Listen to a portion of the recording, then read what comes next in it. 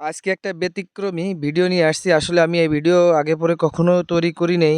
হঠাৎ করে আমার কেন যেন মনে হলো যে আসলে এই ধরনের একটা ভিডিও আমি তৈরি করি বা আমার মন থেকে আসলো। জায়গায় ডক্টর ইউনূস একটি নির্বাচিত সরকারের প্রধান হিসেবে দেখতে চাই।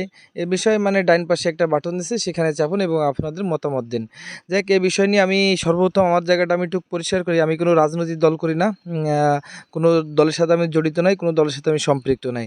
এই বিষয়টা আমি সর্বপ্রথম ক্লিয়ার করলাম। যাই হোক, আমি স্ক্রিনে রেকর্ডটা দেখাচ্ছি। এখানে যে ২ ঘন্টায় এই নিউজটা আসছে হলো গিয়ে পরিবর্তন নিউজ। পরিবর্তন নিউজের একটা পোর্টাল থেকে, সেখানে অনলাইনে একটা পোর্টাল আসছে, সেই জায়গা থেকে আপনাদের মূল্যবান মতামতগুলো প্রকাশ করার জন্য। যেহেতু আমি একজন সাধারণ নাগরিক, সেক্ষেত্রে আমিও আমার জায়গা থেকে আমার মতামতটা আমি প্রকাশ করছি এবং ২ ঘন্টার মধ্যে দেখলাম প্রায় ২০৯টা কমেন্ট পড়ছে।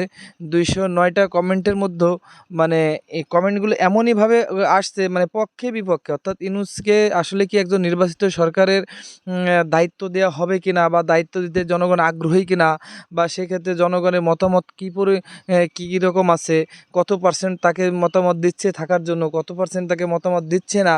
এ বিষয়ে আমি সবগুলো কমেন্টই এখানে পড়লাম। এক ধীর স্থিরভাবে সবগুলো কমেন্ট দেখলাম, পড়লাম। সেক্ষেত্রে ২০৯টা কমেন্টের মধ্যে অনলি ৩টে কমেন্ট আমি দেখলাম যে ডক্টর ইউনূসকে আসলে চায় না। তারা চায় যে দ্রুত নির্বাচন দিয়ে যে কোনো একটা নির্বাচিত সরকারের হাতে দেশটা পরিচালনা করার জন্য। আর বাকি যে ২০৬ জন, এরা চাচ্ছে যে কি না, ডক্টর ইউনূসের হাতে নির্বাচিত সরকারের দায়িত্ব দেওয়া হোক এবং সে কেউ ৫ বছর চাচ্ছে, কেউ ১০ বছর, কেউ ৩০ বছর, অর্থাৎ কেউ এমনও এখানে চাচ্ছে যে তারা যে সরকার ডক্টর ইউনূস যতদিনই বেঁচে থাকুক ততদিনই সে দেশ পরিচালনা করুক। এখানে মতামতগুলো আসলে, যেহেতু এখানে কারো কোনো বাকশক্তি হরণ করা হচ্ছে না, সবাই তার উন্মুক্ত মতামতগুলো প্রকাশ করতে পারতেছে বা প্রকাশ করার একটা সুযোগ আছে, সেই জন্যই তার মতামতগুলো সে প্রকাশ করছে। সেক্ষেত্রে আমিও আমার মূল্যবান মতামত আমি যেটাই মনে করছি সেটা আমি প্রকাশ করছি।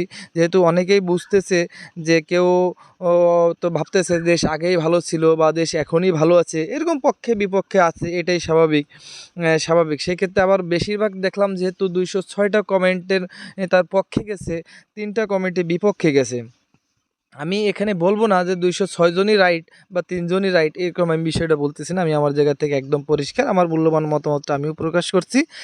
সেক্ষেত্রে দেশ যেহেতু একদম অনেকে ভাবতেছে যে দেশ একদম ভঙ্গুর অবস্থায়, সেক্ষেত্রে ইউনূস সরকারের হাতে মিনিমাম ৫ বছর দায়িত্ব থাকুক, সে দেশটাকে একটা জায়গায় উঠায় দিয়ে যাক। আবার অনেকে ভাবতেছে না, দেশের বিভিন্ন হাজারি ছিনতাই ইত্যাদি বিভিন্ন ধরনের সমস্যা শুরু হয়ে গেছে, আগের থেকে আরও বেশি আছে। বিষয়টা আসলে এখানে যে মতামতগুলো আসছে, এটা তো সাধারণ মানুষেরই মতামত, সাধারণ জনগণেরই মতামত। সেক্ষেত্রে দেশ এবং দেশের মানুষ যদি ভালো থাকে, সুস্থ থাকে, দেশ সুস্থ থাকলে দেশের জনগণ সুস্থ থাকবে, এটাই বাস্তবতা। দেশের অর্থনৈতিক অবস্থা যদি ভালো থাকে, দেশও ভালো থাকবে, এটাই বাস্তবতা। আপনার একটা দেশের মূল কাঠামো হচ্ছে হলো গিয়ে সরকার যদি স্ট্রং থাকে, সরকার যদি ন্যায় নীতিবান থাকে, অবশ্যই দেশের জনগণও সুন্দর থাকবে এবং দেশও সুন্দরভাবে পরিচালিত হবে। যাই হোক, আমি আবারও বলছি, আমি কোনো রাজনীতির সাথে জড়িত না, কোনো রাজনৈতিক দল করি না, কোনো কিছুর সাথে জড়িত না। আমি সাধারণত এই ধরনের ভিডিও, আমি আবারও বলছি, আমি সাধারণত এই ভিডিও বানাই না। আমার নিজের কেন যেন মনে হলো, তাই আমি এই ভিডিওটি প্রকাশ করলাম। ধন্যবাদ।